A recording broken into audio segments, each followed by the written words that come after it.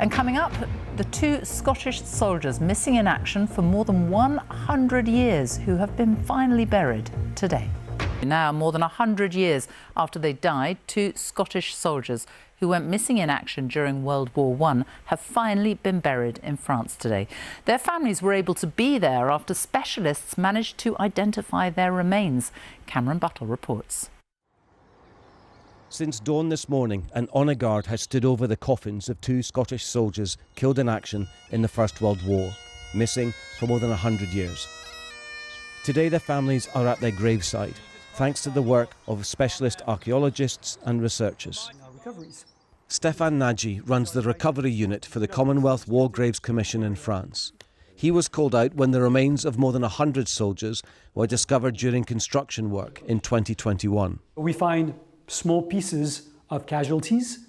We find partial casualties, so half a grade. We have military-issued items, the boots, the uniform, the fabric. We have also ammunitions with shrapnel balls and bullets. Two cases merited more investigation.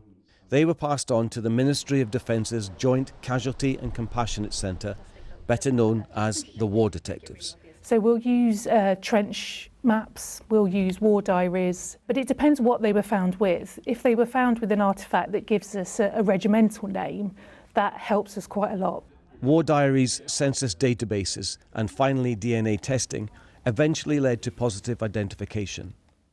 Gordon McPherson, a Lance Corporal in the Cameron Highlanders, and Jim Allen, Lieutenant in the Gordon Highlanders, both killed on the same day.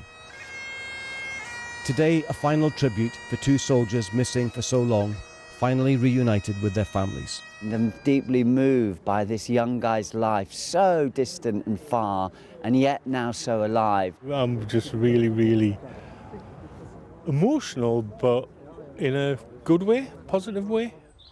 In the past 10 years, the War Detectives have helped bury more than 300 soldiers. And that's a tiny fraction of the 100,000 soldiers still missing from the First World War alone.